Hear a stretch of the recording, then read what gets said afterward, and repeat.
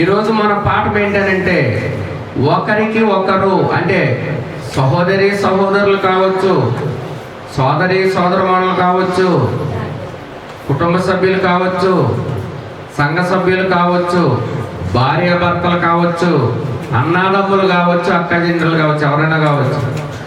ఒకరికి ఒకరు ఏమి చెయ్యాలి? దేవుని వాక్యము ఏం చెప్తుంది? రోమీయులకు రాసిన పత్రిక 12వ అధ్యాయము 5వ వచనం చదవండి. ఒక్క శరీరములో మనకి అనేక అవయవములు ఉండినను ఈ అవయవములన్నిటికీ ఎలా ఉండదో అలాగే అనేకమైన మనము క్రీస్తులో ఒక్క శరీరముగా ఉండి ఒకరికి ఒకరము ప్రత్యేకముగా అవయవములమై ఉన్నాము. ఒక్క శరీరములో ఎన్నో భాగాలు ఉంటున్నాయి, విడివిడిగా ఉంటున్నాయి. ఆయన ఈ అవయవములన్నీ కూడి దేవుణ్ణి స్తుతిస్తున్నాయి, దేవుణ్ణి గర్భపరుస్తున్నాయి, దేవుణ్ణి మహిమపరుస్తున్నాయి.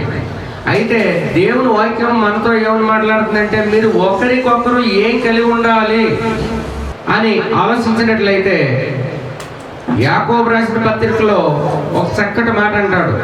ఏమంటే, మీరు ఒకరి పాపములు ఒకరితో ఒప్పుకొనుడి, మీరు స్వస్థత పొందినట్లు ఒకరికొకరు. అది మళ్ళీ అది ఒక వేరే సబ్జెక్ట్. అంటే ఒకరికి ఒకరు ఏం కలిగి ఉండాలండి? క్షమాపణ కలిగి ఉండాలంటే ఒకరికొకరు పాపములను ఒప్పుకొనుడి.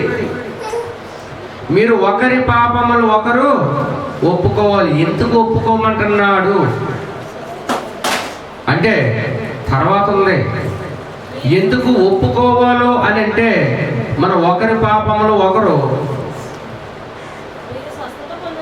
మీరు స్వస్థత పొందినట్లు ఒకరి కొరకు ఒకరు ప్రార్థన చేయాలి. అంటే ఈరోజు మన టైటిల్, మన యొక్క పాఠం ఏంటంటే, ఒకరికొకరు ఏం చేయాలో మొట్టమొదటిగా ఒకరి పాపములు ఒకరు ఒప్పుకోవాలి. ఎందుకు ఒప్పుకోవాలి అని అంటే, అది కూడా బైబిల్లోనే ఉంది. మత్తయి సువార్తలో, నీవు బలిపీఠమునొద్ద అర్పణ అర్పించుచుండగా నీ సహోదరుడికి, నీ సహోదరుని మీద నీ కాదు, నీ సహోదరుడికి నీ మీద ఏమన్నా విరోధం ఉన్నదని నీవు గుర్తు పెంచుకున్న వల్ల అప్పుడు ఏం చేయాలి? నీ అర్పణను అక్కడ ఇడిచిపెట్టి నీ సహోదరుడితో సమాధానపడుము. అప్పుడు వచ్చి నీ అర్పణను అర్పించుము. ఎందుకు ఈ మాట వాడానంటే, ఏదో విషయంలో మన మీద కష్టం పెట్టుకున్నాడు, మన మీద బాధ పెట్టుకున్నాడు అవతల వ్యక్తి. అవతల వ్యక్తి మీద నువ్వు కష్టమో బాధ పెట్టుకోలేదు. అయినా సరే నువ్వు వెళ్ళి నీ సహోదరుడితో క్షమాపణ అడుగుము, సమాధాన పడు. ముందు సమాధాన పడాలి. అందుకని చెప్తున్నాడు, మీ పాపములను ఒకరితో ఒకరు ఒప్పుకొనుడి. మరి ఎప్పుడన్నా అందరూ సహోదరి సహోదరులే పైకి వందనాలు చెప్తారు, లోపల కోతులు వేస్తుంటారు, పైకి వందనాలు చెప్తారు. కానీ దేవుని వాక్యం చెప్తుంది, మీ ఒకరి పాపములు ఒకరు ఒప్పుకొనుడి. మత్తయి సువార్తలో ఏం చెప్తుంది? నీ సహోదరుడితో సమాధాన పడాలి. ఆ రెండు జరగకుండా మన దేవునికి ప్రార్థన చేసినా, మనం ఎక్కడికి వెళ్ళి కానుకలు ఇచ్చినా ఏమి ప్రయోజనమో లేదు. మొదట చేసి చెయ్యాలి. మీ పాపములను ఒకరితో ఒకరు ఒప్పుకొనుడి. దేవుని వాక్యం చెప్తుందంటే, 2వ దినవృత్తాంతాల గ్రంథంలో 7:14లో మిమ్మల్ని మీరు తగ్గించుకుని ఒకరితో ఒకరు పాపములు ఒప్పుకొని ఎడల నమ్మదగిన వాడును నీతిమంతుడు కనుక సమస్త దుర్నీతి నుండి విడిపించి మిమ్మల్ని పవిత్రులుగా చేస్తాడంట. ఈ పాపములు ఒకరితో ఒకరు ఒప్పుకోవాలి, సరి చేసుకోవాలి. ఆ సరి చేసుకోకుండా ఆ కక్షలు, ఆ భేదాలు అలాగే ఉండి ప్రార్థనకి ఎక్కడికి వెళ్ళినా, ఏమి చేసినా ఏమి ప్రయోజనం లేదు. ఒకరికొకరు ఏం చెయ్యాలో, ఏం కలిగి ఉండాలి ఇక్కడ చెప్తాడు. మొట్టమొదటిగా మన పాపములను ఒకరితో ఒకరు ఒప్పుకోవాలి, క్షమాపణ పొందుకోవాలి, సమాధాన పడాలి, సరి చేసుకోవాలి. ఆ భేదములు, ఆ కక్షలు అవి అలాగే ఉంటే ఏమి ప్రయోజనమో లేదు. మీ పాపములను మీరు ఒప్పుకొనవలెను, సమాధాన పడవలెను. ఇంకొక మాట చూపిస్తున్నాను చూడండి, 12:10 చదవండి. సహోదర ప్రేమ విషయంలో ఒకరి యందు ఒకరు అనురాగము గలవారై. మీ సహోదరులు ఒకరికొకరు ఏం కలిగి ఉండమంటాడండి? అనురాగము గలవారే. అనురాగం అంటే కదండి, ఒకరికొకరు ప్రేమ కలిగి ఉండవలెను. భార్య భర్తలు కావచ్చు, అన్నదమ్ములు కావచ్చు, అక్కజనులు కావచ్చు, సహోదరి సహోదరులు కావచ్చు. అందుకనే సహోదరులు ఐక్యత కలిగి ఉండుట ఎంత మేలు, ఎంత మనోహరమో. దేవుని వాక్యంలో మొట్టమొదటి పెట్టేంటి? మన పాపములను ఒకరితో ఒకరు ఒప్పుకొని సరి చేసుకోవాలి. Number 1 point. రెండో పాయింట్ ఏంటి? సమాధాన పడాలి. 3వ పాయింట్ ప్రేమ కలిగి ఉండాలి. అనురాగం అంటే ఏంటి? అనురాగ భరితులై ఉండవలెను. అనురాగ భరితులై ఉండవలెను. చదవండి. సహోదర ప్రేమ విషయంలో ఒకరి యందు ఒకరు అనురాగము గలవారి. అంటే సహోదర ప్రేమ మనం ఎన్నడూ పోగొట్టుకోకూడదు. ఇంకా ప్రేమ గురించి చూసుకుంటే, కొండలను పెగలింపగల విశ్వాసం ఉన్నాను, ప్రేమ లేకపోతే శూన్యం. మూల కారణం ఏంటి? ప్రేమ. సహోదర ప్రేమ చాలా ప్రాముఖ్యమైనది. సహోదర ప్రేమ లేకపోతే, అసలు ప్రేమ అనేది లేకపోతే శూన్యమంట. బైబిల్ అంతా చదివి వాడి వడబోస్తే 3 వచ్చినాయి. 1 విశ్వాసము, 2 నిరీక్షణ, 3 ప్రేమ. 3 నిలిచినాయి. ఈ 3 ఆటల్లో కల్లా శ్రేష్టమైనది ప్రేమయే. ప్రేమ డమ్మంగా మాట్లాడదు, ప్రేమ ఉప్పొంగదు. ప్రేమ లేనివాడు వ్యర్థుడు. ప్రేమ లేకుండా దేవుని చూడలేడు. దేవుడు ప్రేమ స్వరూపి. ప్రేమ మనుషులను దగ్గర చేస్తుంది, ద్వేషము మనుషులను దూరం చేస్తుంది. పగలు పెంచుకుంటూ పోతే మనుషుడు ఎవడు ఉండడు. దేవుడి వాక్యంలో మనకి స్పష్టంగా ఏం చెప్తుందంటే, అసలు ప్రేమ లేకపోతే అంత శూన్యము. దేవుడు లోకం ఎంతో ప్రేమించాను. అదే విధంగా మీరు సహోదర ప్రేమ ఎప్పుడు మరవకూడదు. సహోదర ప్రేమ మనం ఎప్పుడు మరవకూడదండి. 1 మీరు ఒకరికొకరు మీ పాపములను ఒప్పుకొనుడి. 2 మీరు సమాధాన పడండి. ఆ సమాధానం లేకుండా మనం ఏం చేసినా ఏమీ ప్రయోజనం లేదు. ఆ బాధ అలా ఉండిపోద్ది లోపల. మనకి ఏం చేయాలండి? సమాధాన పడాలి. దేవుని ఆత్మ మనలో ఉన్నప్పుడు నీతిని గూర్చి, పాపమును గూర్చి ఏం చేస్తుందండి? ఒప్పింపజేస్తుంది. దేవుని ఆత్మ మనలో ఉంటే, దేవుని వాక్యము మనలో ఉంటే. సహోదర ప్రేమ చాలా ప్రాముఖ్యమైనది. ఈ సహోదర ప్రేమ మనలందరినీ, అందుకనే యోహాను సువార్తలో ఏం చెప్తాడంటే, యోహాను సువార్తలో నీ సహోదరుని నువ్వు ప్రేమించిన ఎడల, వాడు ఎప్పుడు ఎక్కడ ఉన్నాడంటే అండి, చీకటిలోనే, నేటి వరకు చీకటిలోనే ఉన్నాడంట. నీ ప్రక్కనున్న సహోదరుని గాని సహోదరుని గాని ప్రేమించిన నీవు వెలుగులోనున్నాను అని అనుకుంటున్నావు, కానీ నీవు ఇప్పటి వరకు చీకటిలోనే ఉన్నావు. కానీ దేవుని వాక్యం చెప్తుంది, నేను లోకమునకు వెలుగై ఉన్నాను, మీరు లోకమునకు వెలుగై ఉండాలి. ఒకరికొకరు వెలుగై ఉండాలి. ఈరోజు మన పాఠం, మన సబ్జెక్ట్ ఏంటంటే, మీరు ఒకరికొకరు మీ పాపములు ఒప్పుకోండి, మీరు ఒకరికొకరు సమాధాన పడండి, మీరు ఒకరికొకరు ప్రేమ కలిగిన వారే ఉండాలి. ప్రేమ గురించి మాట్లాడుకుంటున్నాం. ఎవరో మనకు అట్టెట్టారని మనం అట్టున్నర పెడతాం కాదు, కానీ ఇప్పుడే మనం చదువుకున్నాం. మీరు ఇంటికి వెళ్ళి చదువుకోండి. కింద వరకు చదువుకుంటూ వస్తే రోమిలికి రాసిన పత్రిక 1 నుంచి 21 వచనము వరకు ఎన్నో విషయాలు లేకుంటున్నాయి. అక్కడ చదువుకుంటే వెళ్ళిపోతే అర్థం కాదు, కానీ దాన్ని ధ్యానించాలి, దాన్ని స్టడీ చేయాలి. చదువుకుంటే వెళ్ళిపోతే మనకు అర్థం కాదు. దానిని ధ్యానించాలి, దానిని గమనించాలి. ఒకరికొకరు ప్రేమ కలిగి ఉండండి. ఇప్పుడు 2 వ్యక్తులు చూసుకున్నాం అనుకోండి, చాలామంది ఉన్నారు. 2 వ్యక్తులు ఏం కలిగి ఉంటున్నారు? రూతు నయోమిని మనం చూసుకున్నాం అనుకోండి, వీళ్ళిద్దరూ తల్లి కూతుళ్ళండి. అత్తగోడల్లా లేరు వారు. ఫస్ట్ నయోమి గారు రూతుని ఎంతగానో ప్రేమించింది. తర్వాత రూతు కూడా అంతకంటే ఎక్కువ ప్రేమించింది. ఎవరిని? అత్తయ్య గారిని. కుమార్తె తప్పు చేస్తే, చేయలేని పని చేస్తే మసిపూసి మారేడుగా చేస్తారు, కానీ కోడలు తప్పు చేస్తే ఎంత చేస్తే అంత చేస్తారు. లేదు, అత్తగారు ఒక మాట అందనుకోండి, ఇంకా ఎక్కువ చెప్తారు. కానీ అయ్యో మా అమ్మక లాంటిదే అని తగ్గించుకున్నారనుకోండి, ప్రేమ ఉన్న చోట ఇవి ఉండవు. మీరు ఒకరికి ఒకరు ప్రేమ కలిగి ఉండండి, అనురాగ భరితులై ఉండండి. అంటే ఐక్యత, ప్రేమను చూపిస్తుంది అక్కడ. ఒకరికొకరు మనం ప్రేమ కలిగి ఉండాలండి. అంతేకాదు 15వ అధ్యాయము 6వ వచనం చదవండి. ఇక్కడ ఇంకొక మాట చెప్తున్నాడు. ప్రభువు అయిన యేసుక్రీస్తు తండ్రి అయిన దేవుని మహిమ పరుచు నిమిత్తము క్రీస్తు యేసు ఆయన చిత్త ప్రకారము ఒకరితో ఒకరు వచ్చేసింది. ఇక్కడ ఈరోజు మన పాఠం ఏంటి?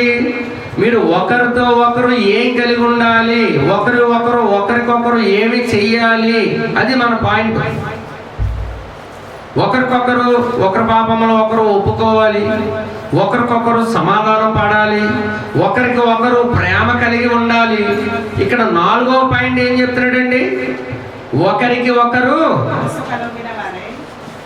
ఏక మనసు కలిగిన వారు అయి ఉండాలంట. ఒకరికి ఒకరు ఇక్కడ మనకు పాఠం ఏమి నేర్పుతుందంటే, ఒకరికి ఒకరు మీరు ఏక మనసు గలవారై ఉండండి. 2 గువ్వలు మంచి వేసవి కాలంలో నీళ్లు లేక చిన్న గిన్నెలో కొంచెము 2 గుక్కలు నీళ్ళు ఉన్నాయంటండి. వేసవి కాలంలో నీళ్లు దొరుకుతలేదు. అలాంటి టైంలో కొంచెం నీళ్ళు ఉన్నాయి, 2 గుక్కలు అవుతాయి పాపం గువ్వలకి. పాపం 2 గువ్వలు అంటే మన భాషలో చెప్తున్నాను, భార్య భర్తలు కావచ్చు, లేకపోతే సహోదరులు కావచ్చు. వారికి ఉన్న ప్రేమ చూడండి, నోరు లేని జీవులు. ఈయన తాగేస్తే ప్రక్కనున్న దానికి ఉండవేమో అని మూతెట్టి అలాగే చూస్తుందంట, కానీ తాగట్లేదంట. ఏంటి? నేను తాగేస్తే ప్రక్కన ఉన్న దానికి ఉండవేమో, ఇది కొంచెం తాగేసి ఇది బతుకుండేనా పర్లేదు, నేను చచ్చిపోతాను అనుకొని మూతెట్టి చూస్తుందంట. ఆ కుక్కడి నీళ్ళే తాగుతుందని. అవతల గువ్వ కూడా ఏం చేస్తుంది? ఈవిడ తాగి ఈవిడ బతికితే చాలు, నేను తాగకపోయినా పర్లేదని వాళ్ళ ప్రేమ చూడండి. నోరు లేని జీవులు ప్రేమ చూడండి. అంటే ఏక మనసు కలిగి ఉంటున్నాయి. మూతెట్టి అది కూడా అలాగే చూస్తుందంట. అంటే ఏది? తాగట్లేదు. నోరు లేని జీవులండి. మరి నోరున్న వాళ్ళు ఒకరికి ఒకరు ఏక మనసు గలవారై ఉండండి అని అంటే, ఎదటి వాళ్ళని ప్రేమించటం, ఎదటి వారిని బాధ కూడా సహించటం, ఎదటి వారి మీద మంచి ఆదరణ కలిగి ఉండటం. దేవుని వాక్యం చెప్తుంది, శత్రువుల్ని కూడా ఏం చెప్తుంది? ద్వేషించండి అని ఉందా? ప్రేమించండి. కాబట్టి ఏక మనసు కలిగి ఉండటం అంటే అది దేవుని వాక్యం ఏమని సెలవిస్తున్నదంటే, మీరు ఏక మనసు కలిగి ఉండండి. 3 పేటలతో త్వరగా తెగిపోదండి. చీమల దగ్గరికి వెళ్ళి నేర్చుకోమంటున్నాడు. నోరు లేని జీవులు, సామెతల గ్రంథంలో చదువుకోండి ఇంటికి వెళ్ళిన తర్వాత. వాటిని నడకలను పరిశీలించి చూడండి.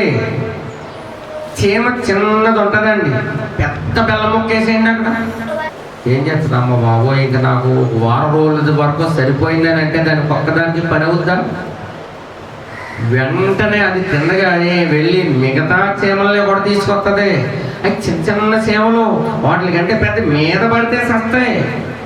అయినప్పటికీ అలా దొరిలించుకుంటా చుట్టూ అవి పట్టండి పట్టండి పట్టండి అనుకుంటే మరి అసలు ఏమనుకుంటే ఇలా దొరిలించుకుంటూ వెళ్తాయి. అసలు భలేగా వాటిని చూసి నేర్చుకోవాలండి. ఒక్కొక్కసారి ఇల్లులు కట్టుకున్నప్పుడు ఏదన్నా పని చేసినప్పుడు కొన్ని లారీలో కొన్ని ఏవో వస్తాయి. ఒక 10 మందిని చూడండి, కుయ్యెత్తు మనుషులు, అవి పట్టండి లాగండి పేకండి అంటే ఇదేం చేయడు, ఊతనిస్తాడంతే. కానీ మిగతా వాళ్ళందరూ అవి పట్టండి లాగండి పేకండి అంటారు. కానీ మిగతా వాళ్ళు చేసుకొని ఒక్కొక్క కుయ్యెత్తు మనిషి ఉంటాడు, వాడు ఏం చేస్తాడు, అస్సలు కొంచెం బర్మేమోడు. అంటే ఏక మనసు లేదు. కానీ అపొస్తలుల కార్యాల్లో కొందరు స్త్రీలు కలిసి వాళ్ళు ఏం చేశారండి, ఏక మనసుతో ఏం చేశారు, ప్రార్థన చేశారు. అక్కడ ఒక అద్భుత కార్యం జరిగింది. పేతురు గారు చెరసాల్లో ఉన్నప్పుడు ఏక మనసుతో ప్రార్థన చేశారంట. దేవుని ఆత్మ అక్కడికి దిగొచ్చింది.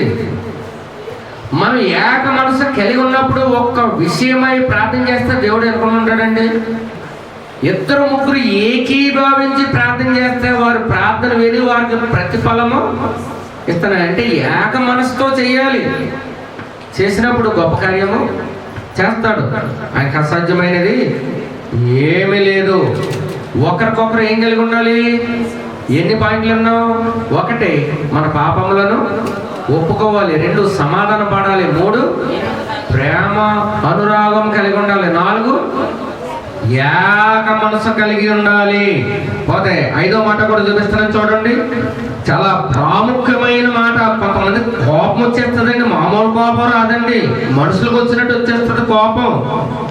15-14 చదవండి, రోమిలకు రాసిన పత్రిక. నా సహోదరులారా, మీరు కేవలము మంచివారును సమస్త జ్ఞాన సంపూర్ణులను ఒకరికి ఒకరు బుద్ధి చెప్పుకోవాలి. బుద్ధి చెప్తే మీరు ఎవరన్నా వస్తారా? బైబిల్లో మాట అండి, నా మాట. మీరు ఒకరికి ఒకరు ఏం చెప్పుకోవాలండి? ఎప్పుడు చెప్పాలండి? ఎందుకు చెప్పుకోవాలి? దాని ముందే చెప్పాడు మంచి మాట. ఏంటంటే మీరు మంచివారు, మీరు చాలా మంచివారు, మంచి సమస్త జ్ఞానము గలవారు, మీరు బైబిల్ తెలిసిన వారు, బైబిల్ తెలిసిన వారు, జ్ఞానవంతులు, మంచివారు. దేవుని సన్నిధిని పక్కన పెడతారండి. అమ్మలారా అయ్యలారా, టయానికి రాకుండా ఉంటారా? అమ్మలారా అయ్యలారా, సొంత కార్యాలే చూసుకుంటారా? దేవుని కార్యాలు లక్ష్య పెడతారు. అమ్మలారా అయ్యలారా, మంచి జ్ఞానం గలవారు, మంచి బుద్ధి గలవారు. శనివారం ప్రార్థన ఉండదు, బుధవారం ప్రార్థన ఉండదు, ఆదివారం ప్రార్థన ఉండదు, మంచివారు. అయితే దేవుని వాక్యం ఏం చెప్తుందంటే మీరు ఒకరికి ఒకరు బుద్ధి చెప్పుకోవాలి. ఎప్పుడు చెప్పుకోవాలని అంటే దేవుని సన్నిధిని పక్కన పెట్టినప్పుడు కానీ, ప్రార్థనలో దిగజారిపోయినప్పుడు కానీ, ఒకప్పుడు అన్ని ముందు చేసిన వారు ఇప్పుడు వెనకబడిపోతున్న వారిని కానీ, సహోదరులు ఒకరికొకరు ఏం చెప్పుకోవాలి? బుద్ధి చెప్పుకోవాలి. తప్పు చేసినప్పుడు కానీ బుద్ధి చెప్పుకోవాలి. ప్రార్థనకి ఎందుకు రాలేదు, ప్రార్థన ఎందుకు చేయలేదు, పాటలు ఎందుకు పాడలేదు, దేవుని సన్నిధిలో దేవుని సంబంధమైనవి ఎందుకు చేయలేదు, దేవుని వాక్యం ఏమని సెలవిస్తున్నది? మీరు తత్వజ్ఞానం ఎరిగిన వారు, మంచివారు, మీరు ఒకరికి ఒకరు. మన టైటిల్ ఏంటి ఈరోజు? ఒకరికి ఒకరు ఏం చేయాలి? పాపములు ఒప్పుకోవాలి, ఒకరికొకరు సమాధానం పడాలి, ఒకరికొకరు ప్రేమ కలిగి ఉండాలి, ఒకరికొకరు ఏక మనసు కలగలిగి వారి ఉండాలి, ఒకరికొకరు బుద్ధి చెప్పుకోవాలండి. మరి బుద్ధి చెప్పుకుంటే ఇదిగో నన్ను కాబట్టి నాకు బయటగా బుద్ధి చెప్పేశారు, నా తప్పులేదు గారు ఎదట వాళ్ళకే చెప్తారు. కానీ వాళ్ళు చూసుకోరు. ఎన్ని సామెతలు చెప్తారండి? మీ ప్రేమ ఎవరైతే పొందుతారో ఆ ప్రేమ కలిగిన వాళ్ళు, దేవుని వాక్యముని ఎరిగిన వారు, మంచివారు ఏం చేస్తారండి? ఒకరికి ఒకరు బుద్ధి చెప్పుకోవాలి. ప్రేమించిన వారిని గద్దించి బుద్ధి చెప్పెను. బయట వాళ్ళు ఎందుకు చెప్తారండి? మనకి బాగా కావలసిన వాళ్ళని, పాడైపోతున్న వారిని, మనకి బాగా దగ్గర వాళ్ళే, మన సంఘ సభ్యులను మనం బుద్ధి చెప్తాం. బయట వాళ్ళు ఎందుకు చెప్తాం? విన్నవారి గురించి చెప్పడం.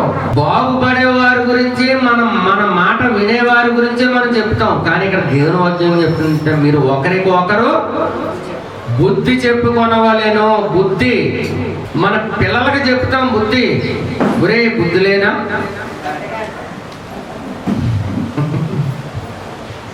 ఒకరికి ఒకరు మనం బుద్ధి చెప్పుకోవాలి. మనిషికి ఒక మాట, గొడ్డికి ఒక దెబ్బ అంటారు. మంచి బుద్ధి కలిగి మనం ఉండాలి. ఇంకొక పాయింట్ చెప్తున్నాను చూడండి. 16 చదవండి. చాలా మందికి, ఇంతకు ముందు కూడా చెప్పాను, చాలా మందికి దేవుని వాక్యం ఏం చెప్తుంది? ఈ రోజు మన టైటిల్ ఏంటి? ఒకరికి ఒకరు ఏం కలిగి ఉండాలి, ఏం చెప్పుకోవాలి. ఇక్కడ మంచి మాట చెప్తున్నాడండి. ఇది మనం నేర్చుకోవాలి. పవిత్రమైన ముద్దు పెట్టుకొనవలెను. మీరు ఒకరితో ఒకరు వందనములు చెప్పుకొనవలెను. దేవుని వాక్యంలో చాలా స్పష్టంగా ఉంది. ఒకరికి ఒకరు ఏం చేయాలండి? పవిత్రమైన ముద్దు పెట్టుకొని ఒకరికి ఒకరు వందనములు చెప్పుకొనవలెను. ఎవరైనా కావచ్చు. పెద్దవాళ్ళు చిన్నవాళ్ళకి చెప్పుకోవచ్చు, చిన్నవాళ్ళకి పెద్దవాళ్ళకి చెప్పుకోవచ్చు. వందనాలంటే తప్పే ఉంది. అది కూడా ఒక కట్టడ, ఒక దేవునిచ్చినటువంటి ఆజ్ఞ. అది మనల్ని నేర్చుకోమంటున్నాడు. వందనాలు చెప్పుకుంటున్నారా? ఒకరికి ఒకరు వందనాలు చెప్పుకోవాలంటండి. ఈ ముద్ద అనేది ప్రేమకు సాదృశ్యంగా ఉంటుంది. ఒకరికొకరు వందనములు చెప్పుకోవాలి. అంతేకాదు గలతీయుల్లోని కూడా ఒక చక్కటి మాట ఉంది చూడండి. 5వ అధ్యాయం 13వ వచనము. సహోదరులారా, మీరు స్వతంత్రులుగా ఉండుటకు పిలువబడితే, అయితే ఒక మాట, ఆ స్వాతంత్ర్యమును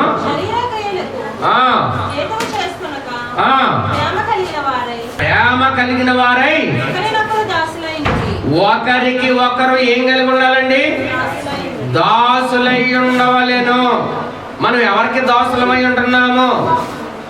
దేవుని వాక్యములో చాలా స్పష్టంగా ఉంది. పాపము చేయవాడు పాపమునకు దాసుడు. మనం పాపమునకు దాసులుగా ఉండకూడదు. దేవునికి దాసులుగా ఉండాలి. దేవుని సేవ చేసే దాసులుగా ఉండాలి.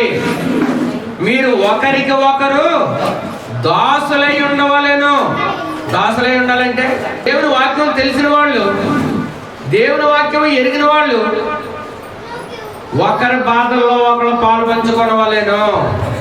వారి ఇంట్లో ఏమైనా జరిగింది, నీవు వెళ్ళాలి. నీ ఇంట్లో ఏమైనా జరిగింది, వాళ్ళు రావాలి. దాసులుగా ఉండడం అంటే అది బోర్డర్ గీసేసుకోకూడదు, గీత గీసేయకూడదు.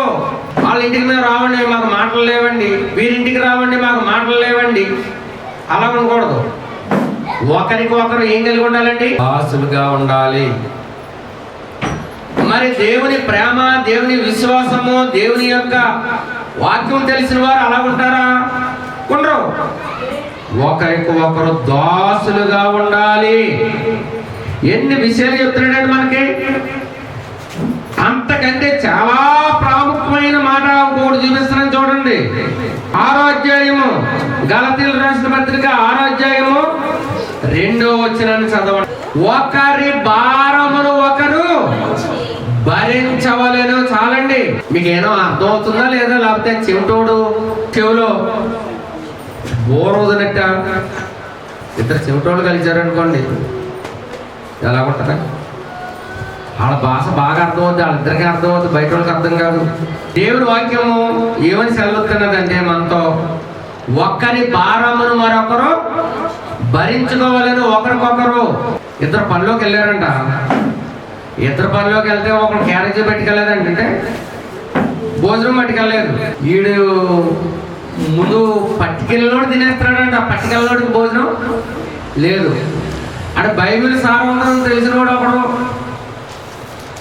అదేంటది నేను బాగా క్యారేజీ తెచ్చుకోలేదు కదా, నాకు పెట్టకుండా తినేస్తున్నావు ఏంటంటే అని చెప్పి ఒక మళ్ళీ సామెత కూడా చెప్పాడు, నిన్ను వాళ్ళని పొరుగు వారిని ప్రేమించమని దేవుని వాక్యం సెలవిస్తున్నది కదా, మరి నిన్ను ప్రేమించాలి కదా, నాకు పెట్టాలి కదా అన్నాడు. అంటే వీడు బైబిల్ వాక్యం ఒకటి తీసుకొని శరీరం పెట్టాడంట, అటు తినేశాడంట. మరలా అదే వారంలో పెట్టినోడు తెచ్చుకోలేదంట, ఇంకొకటి తెచ్చుకున్నాడు, వాడు తింటున్నాడంట. ఇదేంటిది, నిన్నువలేని పొరుగువారిని ప్రేమించమని దేవుడు వాక్యం చెప్తుంది కదా, మరి నాకు పెట్టకుండా తినేస్తున్నాడు ఏంటంటే, నీ పొరుగువారిది ఏది నీవు ఆశింపకూడదు. చూసారండి, ఎలాగ పెడతా అలాగా అనుకూలంగా అమలు చేసుకుంటూ ఉంటారు. దేవుని వాక్యం ఏం చెప్తుంది, మీరు ఒకరి భారమును ఒకరు భరించుకోవాలేను. మనల్ని పాడు చేసేవాళ్ళకో, మన ఇంటికి వచ్చే వాళ్ళకో, మనల్ని మన యోగక్షేమాలు చేసేవారి గురించో అలా కాకుండా మన గోతులు తీసేవారి కొరకు, మనల్ని పాడు చేసేవారి కొరకు, మన క్షేమం చూడని వారి కొరకు ప్రాబ్లం ఆడకూడదు. అది ఏదో ఆలోచించి నేను పాడు చేస్తానో ఆలోచించుకోవాలి. నీ భారం భరించే వాళ్ళు ఎవరు, నీ యోగక్షేమాలు చూసేవాళ్ళు ఎవరు, నీ ఆపదల్లో ఆదుకునే వాళ్ళు ఎవరు, అది బాగా గుర్తుపెట్టుకోవాలి. మీరు ఒకరి భారమును ఒకరు భరించుకోవాలేను. ఈరోజు మన పాఠం ఏంటి, ఒకరికి ఒకరు ప్రేమ కలిగి ఉండాలి, విశ్వాసం కలిగి ఉండాలి, సమాధానం పడాలి, ఒకరికొకరు దాసులుగా ఉండాలి, ఒకరికొకరు ఏక మనసులుగా ఉండాలి, ఒకరి భారమును ఒకరు భరించుకోవాలి. ఇంకొక అద్భుతమైన మాట చూపిస్తాను చూడండి. 1 తెస్సలోనికైయులు రాసిన పత్రిక 5వ అధ్యాయం 11వ వచనం, త్వరగా చదివేయండి. కాబట్టి మీరు ఇప్పుడు ఒకరిని ఎడల ఒకరు ఆదరించి ఒకరినొకరు క్షేమాభివృద్ధి కలిగి ఉండవలెను. దేవునికి స్తోత్రం కలుగును గాక. ఒకరికి ఒకరు ఆదరించుకోవాలి. అమ్మ ఎలా ఉన్నావు, అయ్యా ఎలా ఉన్నావు, ప్రేమగా పిలుచుకోవడం. కొంతమంది నోట్లోని నవ్వు తెలియదండి, బాధతోటే ఉంటారు, చీకు చింతతోటే ఉంటారు.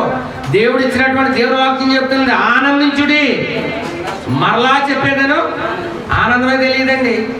దేవుడు చక్కగా గాలి, నీరు, ఎలుతురు ఇవన్నీ ఇచ్చాడు, కుటుంబ వ్యవస్థ ఇచ్చాడు, అన్నీ ఇస్తున్నాడు. దేవుని స్తుతించడం ఏమైనా ఉందా, గణపరచడం ఏమైనా ఉందా, దేవుని మహిమపరచడం ఏమైనా ఉందా, ఒకరికొకరు దేవుణ్ణి ఆరాధించడం ఏమైనా ఉందా, ఎంతసేపు మూతు ముడుచుకుని కూర్చుంటామేనా? సైతాన్ మనసు అది. కానీ దేవుని వాక్యం ఏం చెప్తుందంటే, మీరు ఒకరికొకరు ఏం కలిగి ఉండాలి, ఆదరించుకొని క్షేమాభివృద్ధి. ఒకరు ఎదటి వాళ్ళు ఎప్పుడూని అభివృద్ధి చెందడానికి వీలు పడరండి. 2 భక్తులు ఎవరో, ఎందుకంటే శంకర పరిసర తెలిసి కానీ వాళ్ళిద్దరూ ప్రభువు దగ్గరికి వచ్చేవాళ్ళే, దేవుడు ఆలయానికి వచ్చిన వాళ్ళే, దేవుడికి ప్రార్థన చేసిన వాళ్ళే. ఇంటికి వెళ్ళిన తర్వాత మీరు చదువుకోండి ఏమండి, 18వ అధ్యాయం 10వ వచనంలో ఇద్దరు ప్రార్థన చేస్తా వచ్చారు. ఒకడేమో ఇంత కొడుకు ప్రార్థన చేసేసాడు, ప్రార్థన వినలేదు దేవుడు. మరొకడు 3 ముక్కలు ప్రార్థన చేశాడు తగ్గించుకొని, ఆయన ప్రార్థన అన్నాడు. ఇద్దరు ప్రార్థన చేస్తున్నారంట. ఏమని, నేను ఏదైనా కానీ అతని మీద నాకు ఒకటి ఎక్కువ ఇవ్వమని ప్రార్థన చేస్తున్నాడంట. వీడికి అన్ని దేవుడు ఎక్కువ ఇచ్చేస్తున్నాడంట. ఎవరో ప్రార్థన చేసేవాడికి. ఓహో, ఒకడికి 1 ఇల్లు ఇచ్చాడు అనుకోండి, ఇంకొకటికి 2 ఇల్లు ఇచ్చేస్తున్నాడంట. ఒకటికి 1,00,000 ఇచ్చాడు అనుకోండి, ఒకటికి 2 లక్షలు ఇచ్చేస్తున్నాడంట. ఈ రేటు అయోమయంగా ఉందని ఇంకొకటి ఏం చేశాడు, ఇలా అయితే బాగా గుర్తుపెట్టుకోండి. ఏమైనా సరే నాకు ఒకటే ఇస్తున్నాడు, ఆడికి 2 ఇస్తున్నాడని ఒకడు ఏం చేశాడు, నాకు ఒక పొన్ను పోవాలని కోరుకున్నాడు. అంటే ముందు ఏం చేశాడు, ఆడికి ఏమైతే చేస్తావో నాకు 2 అంతలు చేయమని ప్రార్థన చేశాడు. అది ఏది చేసినా వాని మీద 2 అంతలు ఎక్కువ చేస్తున్నాడు, 2 కోరుకున్నవాడికి. ఇది గమనించిన ఒక వ్యక్తి ఏం చేశాడు, అన్ని 2 వచ్చేస్తున్నాయి కాబట్టి నాకు కన్ను తీసే ప్రభు అని కోరుకున్నాడు. అంటే నేను ప్రభువుని పెడుతున్నాను. మీరు బాగా గుర్తుపెట్టుకోండి, వీడికి 1 కన్నే పోయింది, మిగతా వాడికి ఏం పోయింది, 2 కళ్ళు పోయింది. అంటే దేవుని దగ్గర ఎంతసేపు అయినా సరే ఎదట వాళ్ళు క్షేమాభివృద్ధి ఒకరికొకరు కలిగి ఉండండి. కొంతమందికి ద్వేషము, కొంతమందికి పగ, ఇంక ఎన్నో వస్తున్నాయి. అవన్నీ కాదు, కానీ దేవుని వాక్యం ఎంత చక్కగా చెప్తుందంటే మీరు ఒకరికొకరు ఆదరించుకొనవలెను. ఆదరణ. ఒక మనిషి కష్టంలో ఉన్నప్పుడు మంచి ఆదరణ కలిగే మాట మనం చెప్పినట్లయితే మనం ఏమి డబ్బులు ఇవ్వక్కర్లేదు, కానీ ఆయనకి కొంచెం ఆదరణ కలుగుద్ది. ఆ టైంలో ఆదరణ కలిగి ఉండండి ఒకరికొకరు. అంతేకాదు ఒకరికొకరు క్షేమాభివృద్ధి కలిగి ఉండాలి, అభివృద్ధిలో చెందాలి. దేవుని వాక్యం చెప్తుంది ఆయన దగ్గరికి వచ్చిన వాళ్ళని ఒట్టి చేతులతో పంపడంట, పెంట కుప్పల మీద నుంచి పైకి లేవనెత్తుతాడంట. అప్పు ఇచ్చేవారిగా చేస్తాను కానీ అప్పు పుచ్చిన వారిగా చేయడంట. క్షేమాభివృద్ధి. ఆస్తిపాస్తులు కాదు, కానీ దేవుడు ఇచ్చేటువంటి ఆశీర్వాదం అంటే ఎంత గొప్పండి. ఒకరికొకరు క్షేమాభివృద్ధి కలిగి ఉండండి. పాటలోకి వచ్చేస్తాను, ఇది చెప్పి నేను ముగిస్తాను. రోమిలికి రాసిన పత్రిక 12:10. రోమిలికి రాసిన పత్రిక 12:10 చదవండి ఒకసారి. సహోదర ప్రేమ విషయంలో ఒకరి యందు ఒకరు అనురాగం గలవారై ఘనత విషయములో ఒకరినొకడు గొప్పగా ఎంచుకొనవలెను. అబ్బా, సహోదరి ఎంత చక్కగా పడిందండి, సహోదరుడు ఎంత చక్కగా పడ్డాడండి. ఒకరు ఏం చేయమన్నాడండి? ఘనపరచుకొనవలెను. ఈ మనిషి కించపరిచి మాట్లాడతారండి, కానీ ఇక్కడ దేవుని వాక్యం చెప్తుంది ఒకరికొకరు ఘనపరచుకొనుడి. ఒకప్పుడు మనము ఘనపరచుకోకుండా నీచంగా మాట్లాడవచ్చు, కానీ అన్నీ తెలిసిన మనకి దేవుని వాక్యమనే మనకి దేవుని వాక్యం చెప్తుందండి ఒకరికొకరు ఘనపరచుకోవాలి. ఒకసారి పక్కనున్న సహోదరిని పక్కతో ఉన్నవారిని నువ్వు పొగుడు, అయ్యయ్యో మిస్అండర్స్టాండ్ చేసుకున్నానే, ఇతను ఇంత మంచోడే అని అవతల వ్యక్తికి కూడా ఏం కలుగుద్ది? ప్రేమ కలుగుద్ది. అవతల మనిషి కూడా యువతల మనిషిని ఏం చేస్తాడు? ప్రేమిస్తాడు. అదే పగలు పెంచుకుంటూ పోతే మనుషుల్ని దూరం చేసేస్తాడు. కానీ ఎన్ని విషయాలు చెప్పామండి, వారం వెంబడి వారం ఎన్ని విషయాలు మనం నేర్చుకుంటున్నాం. దేవుని వాక్యంలో ఒకరికి ఒకరు ఘనపరచుకొనుడి. మీకున్న తలంతులు, మీకున్న టాలెంట్లు, దేవుడు మీకు ఇచ్చినటువంటి తలంతులు దేవుని కొరకే మహిమపరచుదురుగాక. కాబట్టి ఒకరికొకరు ఘనపరచుకోవాలి. నీచంగా మాట్లాడుకోకూడదు, కించపరిచి మాట్లాడుకోకూడదు, తక్కువ చేయకూడదు. ఒకరి పాపంలో ఒకరు ఒప్పుకోవాలి. ఒకరు ఏక మనసు కలిగి ఉండాలి. ఒకరికొకరు బుద్ధి చెప్పుకోవాలి, సమాధాన పడాలి, దాసులుగా ఉండాలి. ఒకరి భారంలో ఒకరు భరించుకోవాలి. ఒకరికొకరు క్షేమాభివృద్ధి కలిగి ఉండాలి. ఒకరికొకరు ఘనపరచుకోవాలి. ఒకరికొకరు ప్రార్థన చేసుకుందాం.